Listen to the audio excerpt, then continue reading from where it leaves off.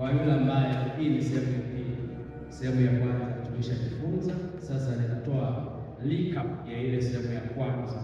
Tulijifunza nini? Bwana asifiwe.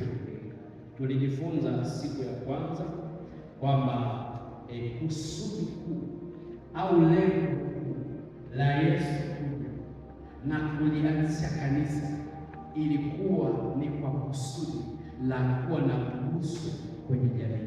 Ndio maana anasema hivi kwenye ile Mathayo 28 mstari wa 18 na 20, anasema hivi, ukisoma mstari wa 19 anasema basi enendeni mkawafanye mataifa yote kuwa wanafunzi. So the target is all nations.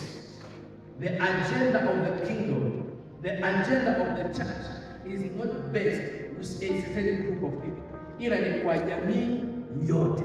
Sasa kama agenda ya kiungu au agenda ya kanisa, kwa sababu Kristo ni kichwa cha nini? Cha kanisa. Na kama hili kichwa cha kanisa, hilo kanisa ameliagiza.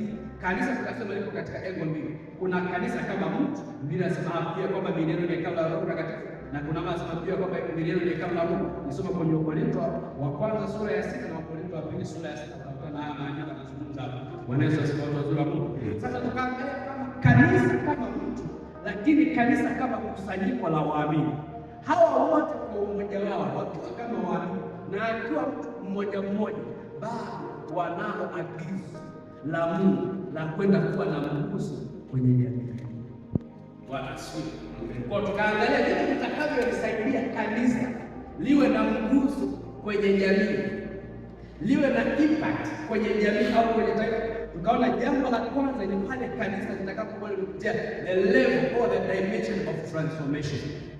Kanisa kama mtu mmoja na kama kundi watakaopokuwa wamepitia mchakato wa mgeuko au wa kubadilishwa na neno la Mungu, wa kubadilishwa na kuwa na nia ile ya Mungu, kufikiria kama Mungu anafikiria. When you pass or you are metamorphosed, you can be impactful. Unapokuwa umegeuzwa, umebadilishwa kutoka kuwa yule mtu wa kale unakuwa mtu, na unapodumu kwenye kugeuzwa na kubadilishwa siku kwa siku, kuwa na ile nia ya Kristo, kuwa na ule ufahamu wa Kristo, utakuwa impactful. Ila ukitaka kutembea wewe kama wewe bila kupata ule mgeuko kwa neno, kwa nguvu za Mungu, hauwezi kuwa na mguso chanya, kwa sababu na wewe utakuwa wa kawaida tu. Utakuwa ni munyu ulioharibika. Biblia inasema sasa, munyu ukiharibika ufanyaje? Haukuolewa wala haufai kitu. So you are a salt. Munyu ni salt, chumvi. Haleluya. You are the salt of the earth. So if you lose your ladha there, you will not be impactful. Bwana asifiwe. Tukaangalia jambo lingine la msingi litakalosaidia kanisa kuwa na mguso chanya kwenye jamii ni kwenye mfumo wa malezi. Hali kanisa litakapokuwa na organized system of parenting. Kanisa linapokuwa na mfumo sahihi wa malezi. Kumbuka nimekwambia kanisa kama jamii, lakini kanisa kama mtu mmoja. Kanisa kama jamii ya waamini. Utaangalia Yesu alikuwa na ameweka mfumo mzuri. Kwenye mfumo wa malezi hapa kuna kitu kingine pia tuliangalia kwenye nini? Ya disciples. Mfumo wa nini? Wa wanafunzi. Kanisa linapokuwa na mfumo wa wanafunzi, lakini pia kanisa linapokuwa na mfumo mzuri wa nini? Wa malezi, inasaidia kanisa kuwa impactful kwenye jamii. Kwa nini? Pia sasa mzazi ndiye mtoto katika njia ipasavyo, naye hata yeye atakapokuwa mzee. Maana yake ni nini? When a child it has a right form or system of parenting, mfumo sahihi wa kuwalea watu na kuwachonga watu. Achana na ile watu ameokoka leo alafu haeleweki analelewa na nani, mentor wake ni nani, mwalimu wake ni nani, haijulikani. Yeye yuko tu. Mtu huyu kiuhalisia hawezi kupokea badiliko, hawezi kukua, hawezi kuongezeka. Mungu yeye mwenyewe anasema kwenye Yeremia 3:15, anasema hivi, nami nitawapa ninyi wachungaji wanaopendeza moyo wangu, watakao walisha kwa maarifa na nini na wafahamu. Kwenye Petro anasemaje? Petro ile sura ya anasemaje?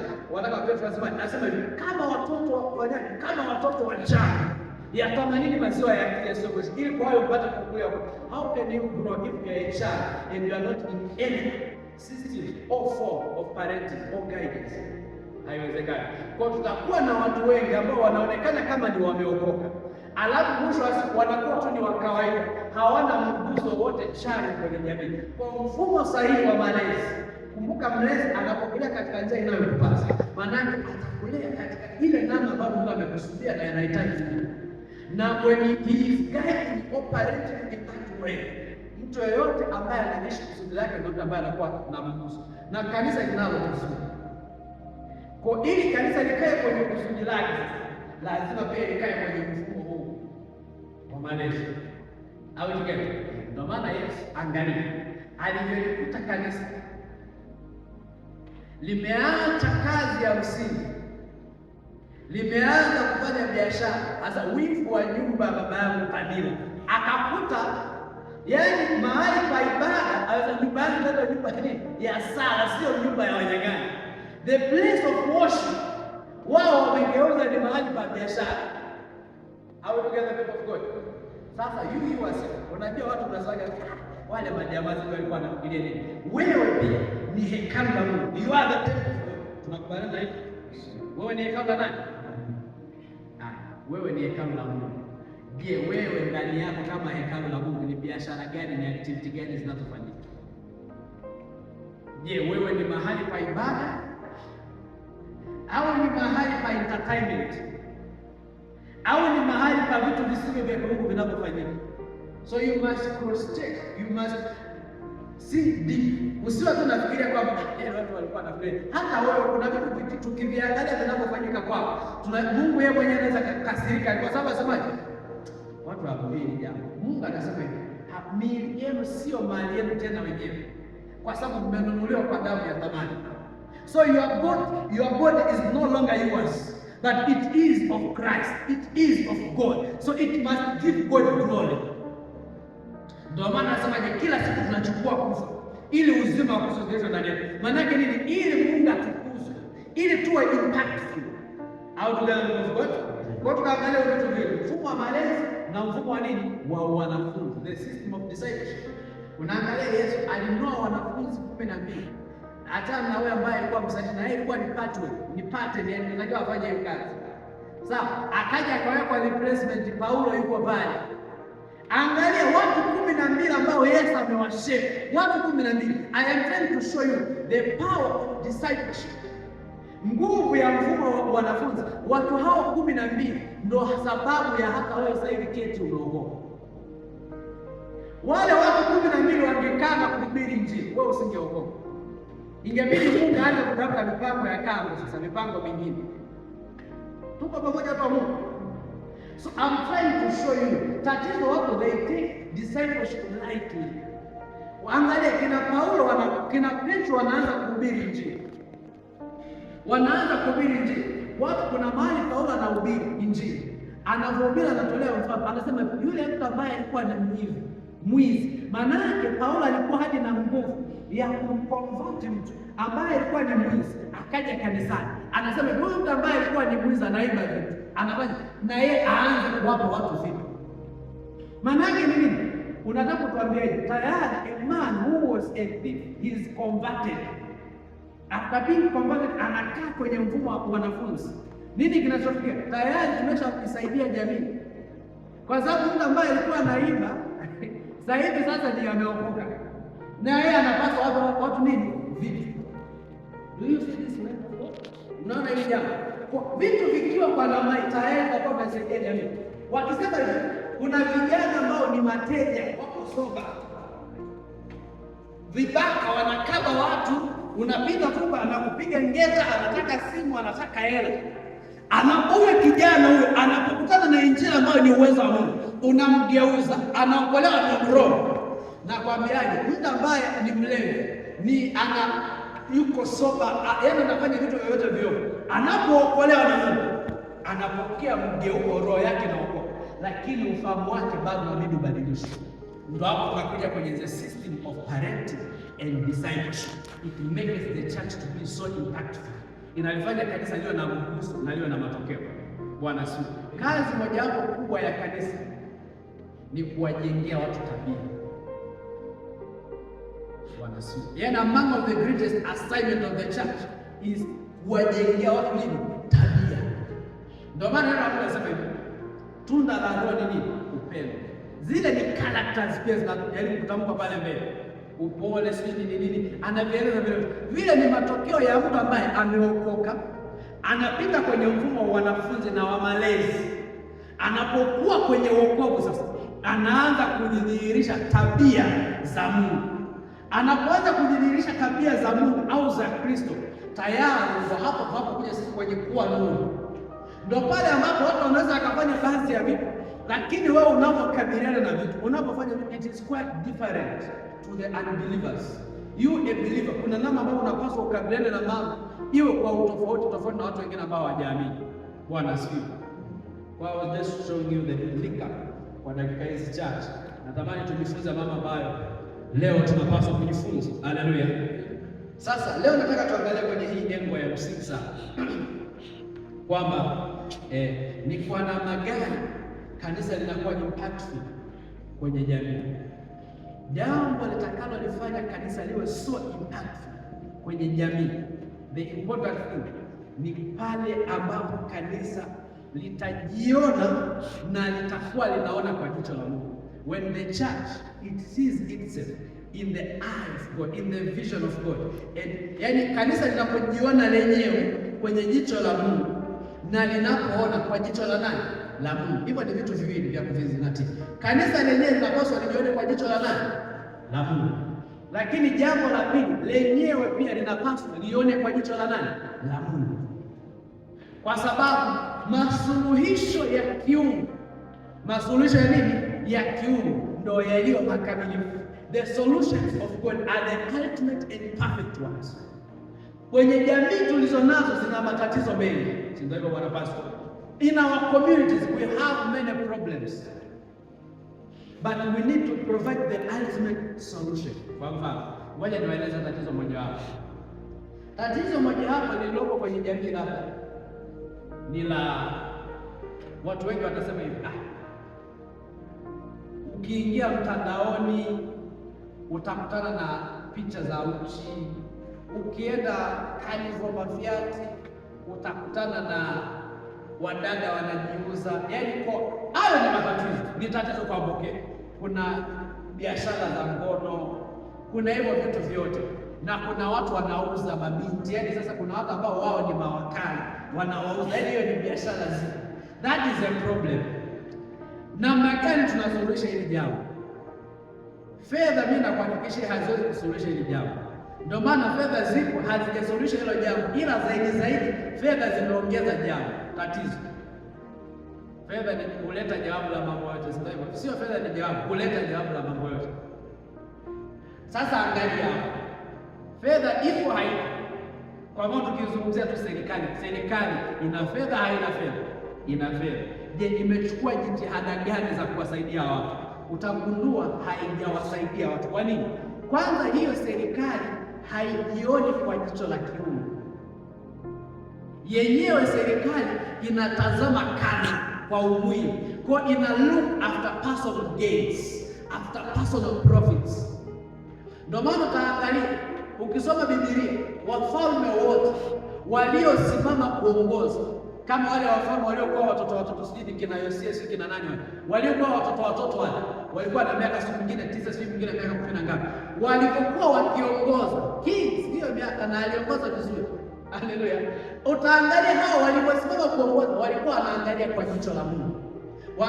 Utaona matatizo yaliyokuwa, watu walikuwa wakiabudu miungu mingine, watu wanaanza kufanya mambo ya ushoga na nini kilichofanya, they came and they solved that problem kwa kutazama kwa jicho la kiungu. Kwanza walivunja, waliharibu hayo maashera, hizo madhabahu, vitu vyote, na watu wote ambao walikuwa wakijihusisha na hizo activities for that time they was being killed.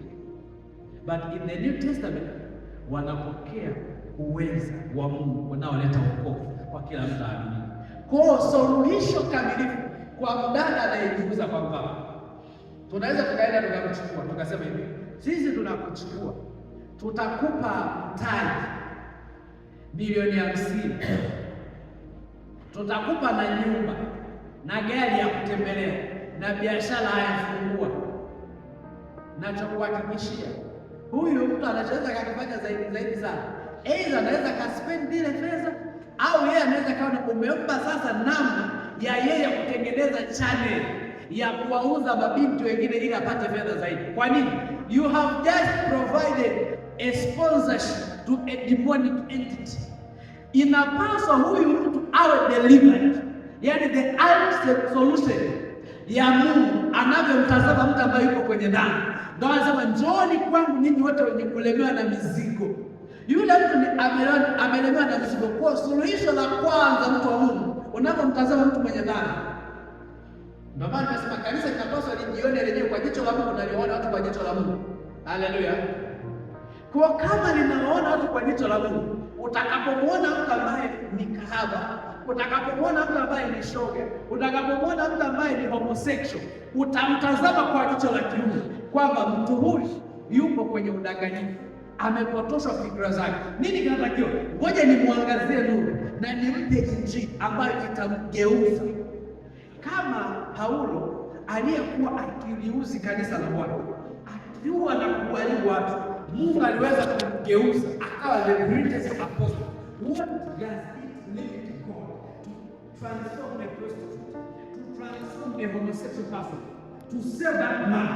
Biblia inasema ni mapenzi ya Mungu wote waokolewe. Jicho la Mungu ni mapenzi ya Mungu wote wafanyaje? Waokolewe. Hajasema hivi, ni mapenzi wale tu ambao hawajihusisha na mambo ya ushoga na uzagaji waokolewe wote. So no matter the status of a man. Bwana asifiwe. Kanisa lilijitambua. Wangapi Bwana ambapo mtumishi wa Mungu Timotheo. Mtumishi wa Mungu Timotheo itikia mtu a point ambapo watu ambao walikuwa ni drug dealers, yaani wauza madawa, huku watu walikuwa Mexico, huku watu ambao walikuwa ni drug dealers wanakimbilia kanisani kwake ili akawafanyie deliverance na awasaidie. Hapo tunasema ni pale kanisa linapokuwa linatazama kwa jicho la Mungu na lenyewe linaona kwa jicho la Mungu na limekaa kwenye nafasi yake.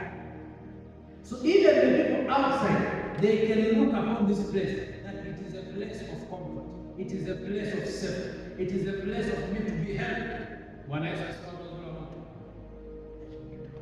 Sasa hivi watu wengi hawajioni katika jicho la Mungu na hawatazami katika jicho la Mungu. Ukiwa hauanzami katika jicho la Mungu, utakuwa unatazama wewe mwenyewe in your own ways. Kitakachotoka ni nini? Utakuwa mpigaji, utakuwa na your own creativity, na watu wa nje wataona kanisa sio mahali salama tena. So that will be a problem. It will not be an impact or a good impact on the community. Bwana asifiwe. Sasa ngoja tusome Habakuki 2:1. Habakuki 2:1. Bwana asifiwe. Nazo baranta sembijes. Na roso baranta liga baranta. Habakuki chapter 2 verse 1. Anasema mimi nitasimama katika dhambi. Mimi nitafanyaje? Nitasimama katika dhambi. Nitaiweka juu ya mnara. Nitaangalia ili nione atakavyojibu na jinsi nitakavyojibu katika hali ya mwanadamu. Kwa mara ya kwanza huo mstari niliosoma nimeuelewa vizuri nilipokuwa nikifunza, yaani nilipokuwa nikifundisha. Bwana asifiwe. Yaani kuna kitu kwanza nilikuwa naelewa ile andiko au mstari, lakini I came to understand kwamba kuna namna bado nilikuwa sielewi vizuri. Sasa nakuombea Mungu akujalie fahamu zako zipate kuelewa na andiko la ile jambo kama mimi nilivyoelewa. Anasema hivi, mimi nitasimama katika zamu yangu, nitakiweka juu ya mnara. Mimi ndo nasimama kwa eyesight. Mimi naamua kusimama juu ya mnara katika zamu yangu, in my watch. Maanake that means anajua hata kusoma kwa Kiingereza ndo inaeleweka vizuri. Anasema hivi, I will stand upon my watch, okay, and set me upon the tower. Very good. And will watch to see what you will say unto me, and what I shall answer when I am leave root. Kule kulalamika kwa Kiingereza nataka nini? Leave root. Sasa vitu ambavyo mimi niliviona kwenye hii scripture ni vitu vichache vya msingi kutokana na siri. Cha kwanza nilichokitazama kwenye hili jambo ni kwamba it takes an for you to hear from God. It takes an ascension for you to hear from God. Ndio maana nitasimama katika zamu yangu, nitajiweka juu ya mnara nione nini nataka kusema. Maana when you have not ascended, you cannot hear from God. Ndio maana Zaburi anasema ni nani atakayesimama katika mlima wa Bwana? Ni nani atakayepanda katika mahali? Ni mtu mwenye mikono safi. So there is an ascension in order for you to hear from God. Bwana asifiwe. Kwa hapa na kumbuka, ili ukione maneno pia kwa jicho la Mungu na uone kwa jicho la Mungu, you must ascend. Bwana asifiwe. Kwa cha kwanza it takes an ascension for you to hear from God. That will make you impactful. Hallelujah. As you are going to walk according to his instruction. Yani ili utakapokuwa ascend, utasikia kile Mungu anazungumza, utajiona vile Mungu anakuona, na hiyo itakufanya wewe uwe na nguvu chako. Bwana asifiwe. Na hapa huyu mtakatifu Mungu akasema, nitasimama katika zamu yangu, alafu nitajiweka juu ya mnara. Maana kama kanisa unajua nafasi yako, kwamba napaswa nikawafanye mataifa yote kuwa wanafunzi. Okay? Sasa unasema Mungu, mimi niko tayari kuyafanya mataifa kuwa wanafunzi. I have decided. Kuna jambo wakati naendelea kutafakari hili jambo nikaja nikagundua, ascending is a matter of decision. Yaani to ascend is a matter of decision. Sio mpaka siku ufanyaje. Yaani wewe unaamua, decide. Ndio maana nitasimama katika zamu. Maana he decided to stand in his word. Alafu kujiweka juu ya mnara ili his child. Sasa ukiangalia anaposema kujiweka juu ya mnara, wana wa Israeli kwa zamani unaposema kukaa juu ya mnara, maana yake ni kukaa kwenye mahali pa maombi. Kwa maana kwenye hilo ukisoma Isaya 62, hasa nimeweka walinzi juu ya kuta za Yerusalemu 62:67. Nao hawatanyamaza mchana wala usiku. Hao walinzi ambao hawanyamazi, wanamlilia Bwana. That kind of watchers. Bwana asifiwe. Wewe unaendelea kuangalia mambo machache niliyoyaona hapa. Anazungumza habari ya kuwa reproved. Anazungumza habari ya kuwa reproved. Maana yake kuna wewe unajiona uko sawa until you ascend, you will be reproved by God. When you ascend, anaposema kwa habari ya kulalamika kwao, unaambia mtu ambaye analalamika. Mtu ambaye analalamika ana vitu vya msingi. Cha kwanza, anajiona yeye yuko sawa, ni haki yake. Kwenye baadhi ya mambo analalamika. Kwa mfano, hii serikali bwana haituajiri. Yaani tumesoma wewe alafu wametuacha tu hawatuajiri. Hayo ni malalamiko. Si ndio hivyo? Kuna malalamiko ya namna hiyo ambayo unaona unaonewa. Lakini kuna aina ya malalamiko yaani ipo katika namna hiyo sasa angalia tunaposema kuwa ni fruit. Umewahi watu wanaosema yaani kama mnasema Mungu, kwa nini anaruhusu magaidi wanaua watu? Majanga yanatokea. Hao ni watu wanalalamika. Sasa watu wanaofanya hayo malalamiko, when they ascend, when they do what? When they ascend, watajiona wao kama Mungu anavyowaona. Alafu watakuja watagundua kumbe inawezekana wao kabisa ndio Mungu anaweka kwa makusudi kabisa wakahubiri hata injili kwa hao Al-Shabaab wale waokoe, ila wamekalia tu kulalamika. So anasema I will be reproved. Nilipokuwa nasoma ile neno nikasema what? I will be reproved. Wazee wale wa proof, hesabu za proof sisi unapewa jibu pale proof sijui ni nini. Sasa Mungu unakuwa ni proof. Maana kuna namna wewe unamuona mtu, kuna namna wewe unayaona mambo, lakini when you ascend, when you gain an ascendance, Mungu anakuonyesha mambo kwa usahihi wa jicho la kiungu. Na ukiona mambo kwa jicho la kiungu, ukayafanya kwa jicho la kiungu, utaleta suluhisho la kudumu, utaleta jibu sahihi lenye nguvu, sio kwenye maisha yako hata ya jamii. Niliwaambia tunapokuwa tumeokoka, sisi ni watu wa Mungu, tumepokea kitu kinaitwa nini? Umilele. We have received an eternal life. It means what even the solutions we provide, they are eternal. If something is eternal, manake ni suluhisho la kudumu lenye umilele. Bwana asifiwe. Ndio maana kuna watu wanaweza kukuletea mambo unayaangalia. Hili jambo hili situation wanaijua gharama yake, kwa sababu Paulo anasema mimi kuna mahali kama sasa sijaingia misingi ya watu wengine. Yaani there are some things Yeremia anasema nimekupa kazi ya kuvunja, kuharibu na kujenga. Maana there are some things in order to be reconstructed by God, lazima kuna vitu vilivyovunjwa. Kila pande lisiyopangwa na Baba lazima ling'olewe. Utajuaje hili pande limepangwa na Baba na ile halijapangwa na Baba? When you are saved, you will see as God sees. Bwana asifiwe. Amen. Tuko pamoja na Mungu. Nilitazama haya mambo. La subhanahu. Haleluya.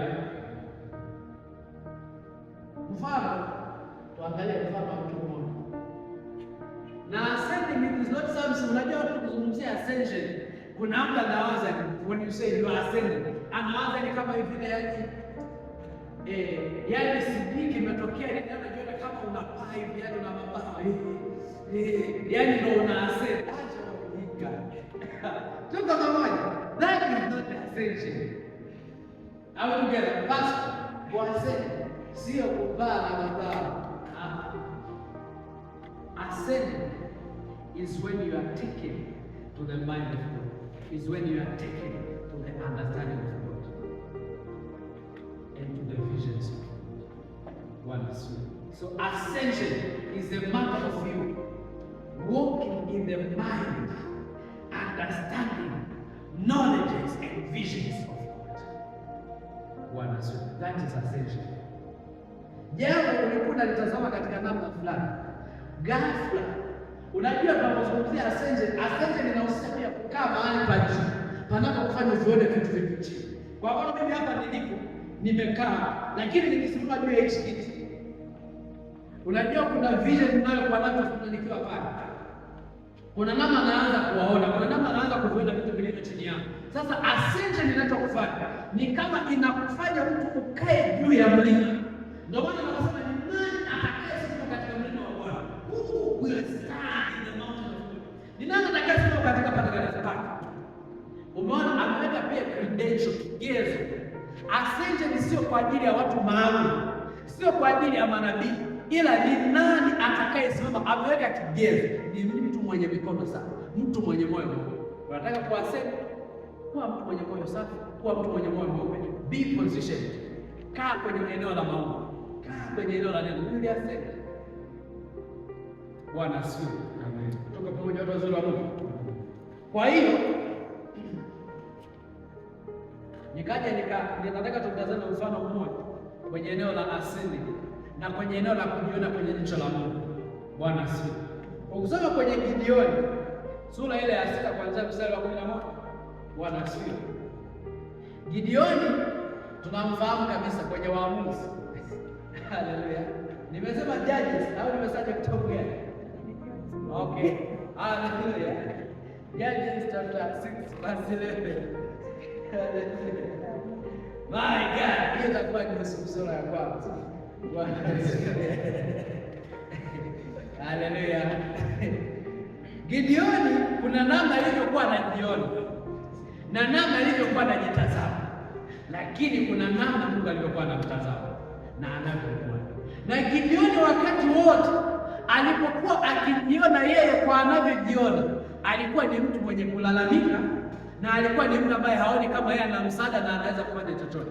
But when he was ascended, when he was taken and imparted the knowledge of God, the mind of God, he became impactful to the community. Sio tu kwako. Ascension makes you impactful, not just to yourself, but to the community. That's why every believer must ascend. Bwana asifiwe. Tuachane na ule Ukristo wa ibada ya leo, kwaya zimeimba vizuri sana, ndio kilichonifurahisha. Basi tunarudi nyumbani. Kwaya zenyewe hazimi kwa msingi wa neno.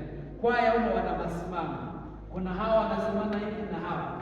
Sijui kuna kwaya ya mwaka Nunile na kwaya ya mwaka Haki. Sasa hapo kwaya hizi mbili hazipatani. Mara sio kwa sababu kwaya moja iliruhusiwa kufanya mazoezi na vyombo, nyingine zikanyimwa. Yaani tuanze na hayo mambo. Bwana asifiwe. Tuko pamoja watu wa Mungu. Gideoni nimesema sura ya Waamuzi sura ya 6. My God. Allah subhanahu wa ta'ala. Sema katika jina la Yesu. Ninakiri ya kwamba macho yangu yanafunguliwa na ufahamu wangu unafunguliwa. Ninajiona kwa namna ambayo Mungu ananiona. Ninatazama kwa namna ambayo Mungu anatazama, na maisha yangu yanakuwa na mguso kwenye jamii na kizazi changu katika jina la Yesu. Ninakiri ya kwamba mimi sio tatizo lingine, bali mimi ni suluhisho kwenye hiki kizazi, kwenye hii jamii katika jina la Yesu.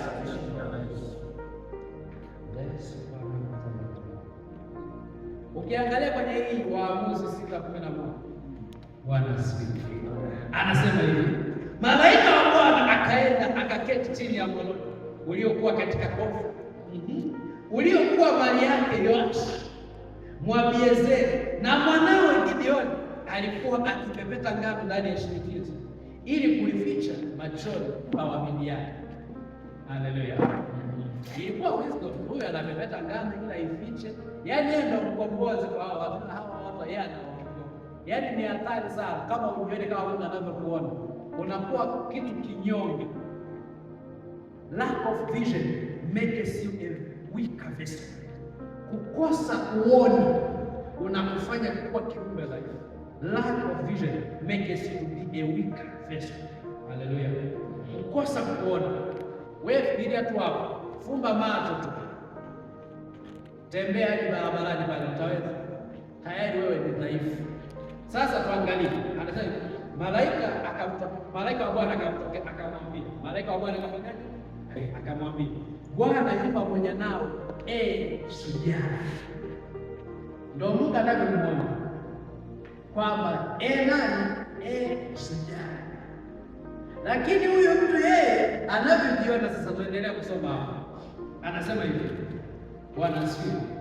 Anasema hivi, Gideoni akamwambia, Bwana wangu, ikiwa Bwana yu pamoja nasi, Bwana mambo haya yote yametupata? Yako wapi matendo yake ya ajabu waliotuhadithia baba zetu wakisema, je, siye Bwana aliyetuleta kutoka huko Misri? Ila sasa ametutupa, naye ametutia katika mikono ya Midiani. Analalamika. Habakuki anasema, nitasimama katika zamu yako, nitajiweka juu ya mlima, nitazame ile atakaloniambia kwa habari za kulalamika kwangu. Huyu yeye analalamika tu, ila good enough he was taken in ascension to some extent. Kwa sababu when an angel appear to you, nishawafundisha kina pastor nafikiri peke yao. Nisema hivi, angels they can appear to you in 2 dimensions. It is either they descend to your dimension or they make you to ascend so as you can understand their language. Malaika wanapotokea kwenye maisha ya mwanadamu, kwenye Old Testament walikuwa wana descend mara nyingi, wanakuja katika form ambayo mwanadamu ataelewana nao kwa lugha ya kawaida. Lakini kwetu sisi Mose tunaona sasa kama nikaona malaika sijui amefanya nini, they have taken it to their lips, to their language. Baada na hapo tuendelea. Anasema hivi, huyu bwana analalamika, lakini anatamka kama shujaa. Ni shujaa wa nini? Angalia mstari wa 10 anasema, Bwana akamtazama. Bwana akafanyaje? Akamtazama. Akasema, enenda kwa uwezo wako ukawaokoa Israeli na mkono wa Midiani. Je, si mimi ninayekutuma? Sasa hapo unajiuliza, yaani Mungu yeye anaona yeye ana uwezo, ila yeye analalamikia kwamba huyu Mungu sasa mambo yote anatokea chini. Kwa ukiwa haujiweki kwa jicho ambalo Mungu anakuona nalo, hata hapo ungepokwepo, hata hapo mtaani kwetu unaona wanashindwa, wewe unayoa kama mwokozi wao. Yesu alishindwa ili aje awe mwokozi wa watu wake kwenye dhambi, ila aje atukomboe kwenye dhambi. Kilia Yesu alikuwa hajui katika hilo neno. Tuko pamoja kwa Mungu. Anasemaje? Akamwambia, Bwana, nitawaokoa Israeli kwa njia gani? Tazama, jamaa zangu ndio walio maskini sana katika Manase, na mimi ndiye niliyekuwa katika nyumba ya baba yako. Unajiona kama Mungu anakuona au you are serious? carnality. Bwana asifiwe. Bwana akamwambia, hakika nitakuwa pamoja nao, nawe utawapiga wapigane kama mtu mmoja. Yani that is to show you the might and how God sees you. Yani Mungu anakwambia, yani keti wewe, ninakuona, utaponya hata watu waliokufa hata 100,000, sio kwa kumgusa kila mtu mmoja mmoja, kwa kusema tu rise up, all people are dead. Wewe sasa ukijiona, ukikutana na watu wanasema ninaomba vidonda vya tumbo, nasema vidonda vya tumbo ili ninaweza, kwa nini Mungu anaruhusu magonjwa?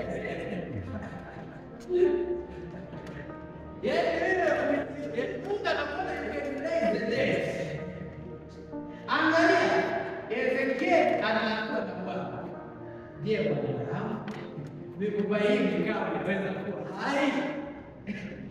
Yeye anasema wewe Bwana wa majani wajua. Yaani Mungu unajua Mungu anataka tuwe participative kwenye utendaji kazi wake. We are the co-workers with God. Ndio maana mtu ambaye ana nia ya Kristo, mtu ambaye yuko tayari kutembea pamoja na Mungu, anasema Mungu alikuwa akitembea pamoja na mwenye maana tunasema akidhihirisha. Mungu alikuwa akitenda kazi pamoja na katika kudhibitisha neno. So God desires so much to walk with you. Mungu anatamani sana kutenda kazi pamoja na wewe. Ila wewe kwa sababu mtazama Mungu. Kama kuna watu wote watatokea kwenye ibada yako yote walikuwa wanataka kusaidia hilo jambo, itakuja kutokea chini ya jina la Yesu. Haleluya. Tuko pamoja hapa Mungu. Sasa kuna namna Mungu anataka kutenda kazi pamoja na wewe. Wewe unapotazama Mungu sasa. Oh Bwana, mimi mpana, mimi nisikilize. Share Mungu. Yaani Mungu amekupa mafuta na mfano wake. Kwa hiyo unataka kusemaje? Mungu nisikilize kwa kibaki hapo. Hata Mungu kwa kweli atatendaje kazi kazi. Sisimizi anayetima zao. Sasa unajua bali nazungumza kitu. Let me show you this. God will start to walk with you when you walk in kingship and priesthood identity. Because God is a king and Jesus Christ is a priest. Yes, anatuombea.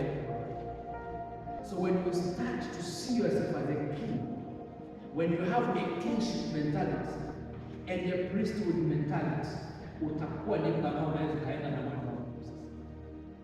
Bwana asifiwe. Tuko pamoja na uzuri wa Mungu. Wewe ni kitu cha msingi cha kuzingatia sana.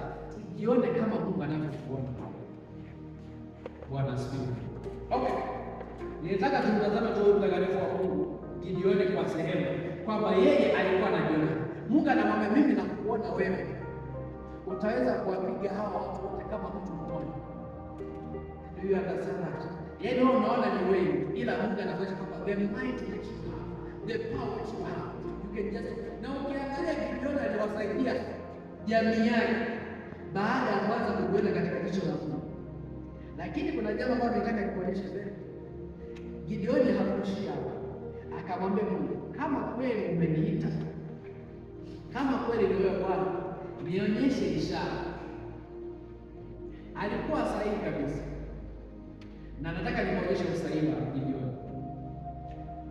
Gideoni alichokuwa anakitafuta pale, he was seeking for the experience with God. He was seeking to have an experience with God. A man with an experience with God is the man who will be so much impactful. This experience tunaipata wapi? We gain that experience by ascension. We start to experience the spiritual thing. Ascension makes you a man who will experience the spiritual thing, the spiritual things. Bwana asifiwe wazuri wa Mungu. Mara suba. Na pia ascension makes you to walk by revelation, not emotions or your own creativity and maneuvers. Bwana Yesu asifiwe watu wa Mungu. Kwa hicho kitu cha msingi tunaelewa watu wazuri wa Mungu. Kwa Gideoni yale yote alikuwa anayauliza kwamba Bwana, kama ni wewe, naweka hii ngozi hapa, umande si kuzunguka huko pembeni, ngozi sikuzo na umande. Bwana akafanya. Bwana tena akafanya kama ni wewe Bwana kweli, basi hii ngozi tunaiwa na umande, huko mwingine kote kwa kukaa. Bwana baada akafanya. He was learning the ways, the experiences of God. Bwana asifiwe. Kaparo na baba. Jambo lingine la kusema kwamba kanisa linapaswa kulifahamu hili leo na kuhusu kwa jamii ni kanisa linapaswa kutambua majira na nyakati. When the church understands seasons and times. The church kama mwamini unapaswa kujua majira na nyakati, lakini pia kama kanisa tunapaswa kujua nini majira na nyakati. Kwa mfano mdogo wangu unaweza kujua kwani wewe kwamba huu ni muda wa kuamka. Unajua haujui? Unajua. Kwamba huu ni muda wangu wa kwenda kula chakula. Unajua haujui? Unajua. Kwa ukiweza kutambua majira na nyakati, kwamba this is the time to eat, this is the time to start, huu ni muda wa kula, huu ni muda wa kwenda shuleni, huu ni muda wa kufanya nini. Ukiweza kutambua tu hayo mambo, ndio maana watu wote ambao wenyewe huu ni muda wa kwenda shuleni, wenyewe wanaenda misele, ambao muda huu ni wa kufanya jambo lingine la msingi, yeye yuko biza na mambo mengine, huwa wanaonekana kama ni vijana wahove, watoto wahove na wasio na mchango mchana. Yaani na kueleza katika perspective ya kawaida. Sasa na mbinguni ndio iko hivyo. Muda ambao mbingu anasema hivi, this is the time for this person to pray. Yeye ndo kwanza yuko na soul linalosema baba naishi hapa. Sasa mtu wa Mungu, watu wa mbinguni wanashangaa. Yaani wewe muda ambao ni wa kuomba kuwa chai, wewe huko kuishiwa baba. How can you impact the generation? How can you impact the community?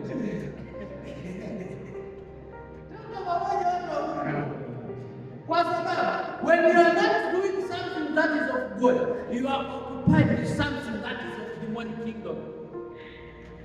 Yaani ndio iko hivyo. Tuko pamoja. Mtasema sisi hatusikitaki Mungu. Muda ambao Mungu anasema ni muda wa kuomba. Wewe uko kwenye simu unaongea na keke.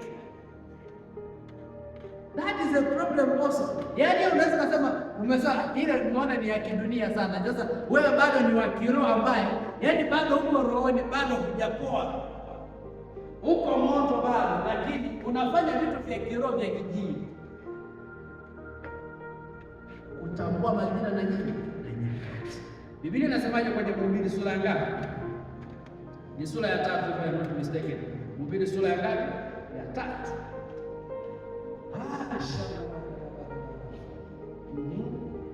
Anaweza kutamka Mhubiri wa Kiingereza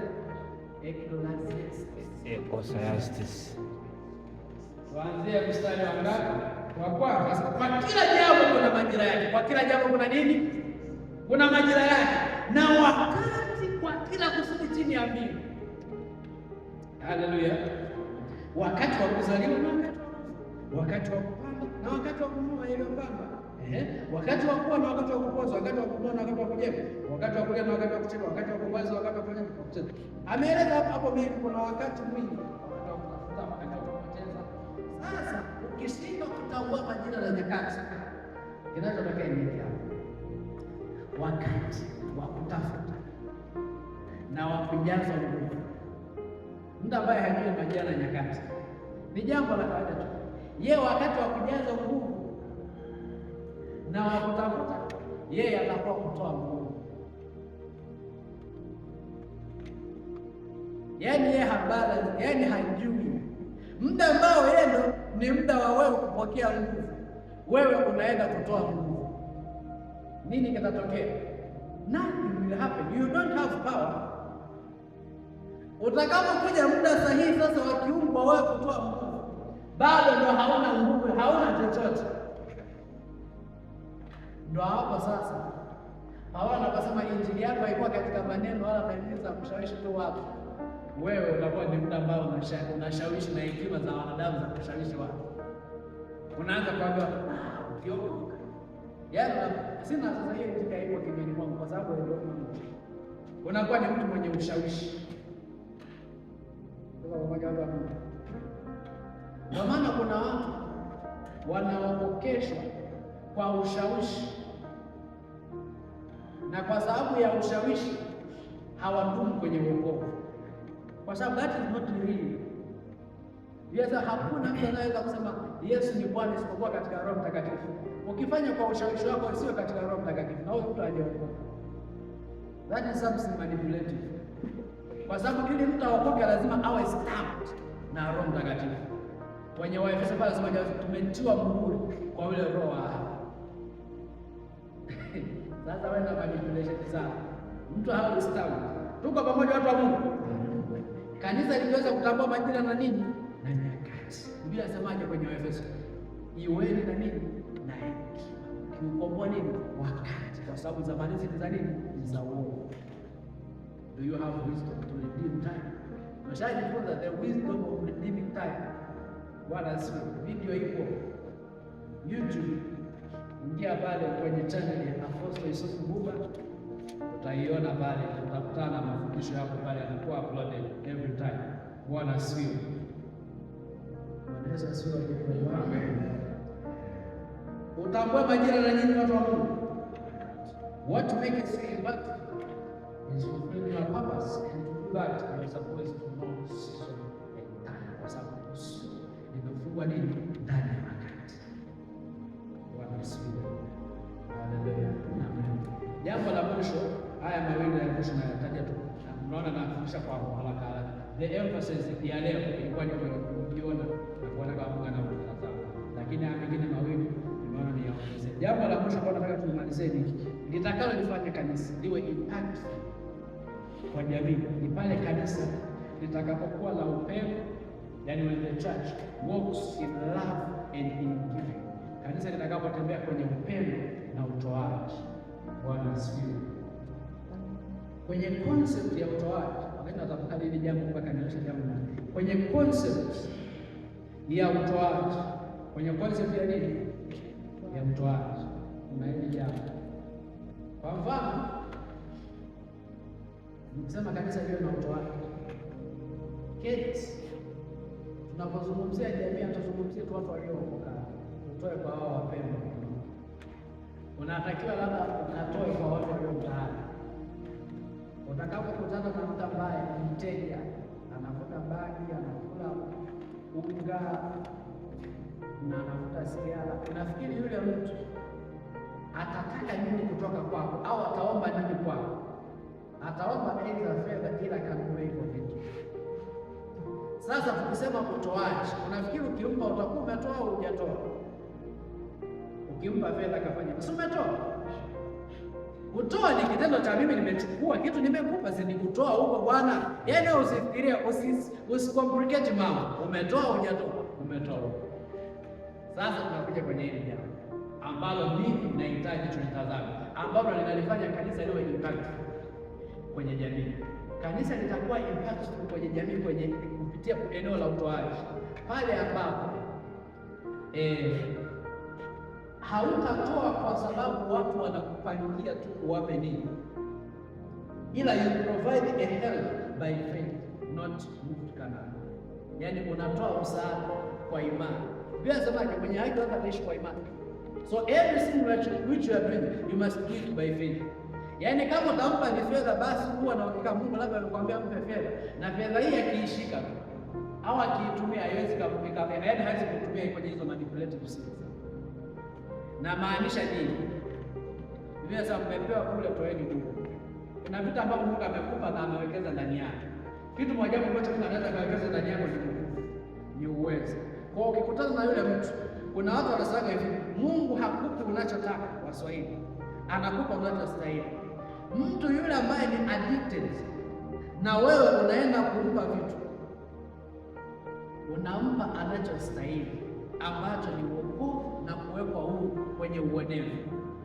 Kwa kiuhalisia, unajua kuna watu ambao wanaweza kusema ili tukusaidie kubali uokoke ndo watu. Huyo ni umempa, hiyo ni injili yenye ushawishi. Yaani ukimwambia mtu hivi, acha hizi mambo ndo tukusaidia, tutakupa fedha, tutakupa nyumba, hiyo ni ushawishi, sio injili yenyewe. Au together. Kwa nikisema walking by love and giving, kutembea kwa upendo na nini na utoaji. Yesu utaona kwa sababu ya upendo alikuwa ameenda kukaa na hata ambao wanaonekana ni walevi. Hadi Mafarisayo wakaanza kusemaje? Walevi watu wazuri sana. Mwalimu wenu Bwana anakaa na wenye dhambi. Unatazama kwa kitu gani? Na maana Yesu akasema je, walio wazima hawahitaji ila walio hawawezi. So you have called to the people who are in need. Ndio maana mimi nashangaa sasa hivi, najua watu wanagombana, amechukua washirika wangu, sijui amefanya nini. Biblia inasemaje? Mavuno ni mengi, watendakazi ni wachache kwa Mungu. Yaani the field is so large. Na mtu anaweza ambaye anaiba tu washirika. Yaani kama unajua kuna watu ni intention anaiba washirika watu. Mtu hata ambaye anaiba washirika watu huyo hajaitwa na Mungu alimuita. Nasema tu hata kama unanisikia hapo na ni mzee una kitabu. Kama unaiba washirika wa watu and you are saying you are called to school, wewe umejiita. Au umeitwa na Bwana ila you are not a land minister.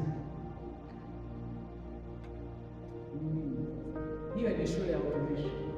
Bwana asifiwe. Tuko pamoja watu wa Mungu, tunaelewana mtakatifu wa Mungu. Lezo baraka. Kwa kanisa napaswa litembee kwa nini? Kwa upendo. Sio kwa usuda, sio kwa fitina, sio kwa kutaka mambo kwa matakwa yao binafsi. Natamani niishie hapa. Haya mambo tunajifunza kwa mwendelezo sasa hivi masomo yetu. Hatumkii huko tuko kule. That's why tunaita discipleship classes. Ni mfumo wa wanafunzi, madarasa ya wanafunzi.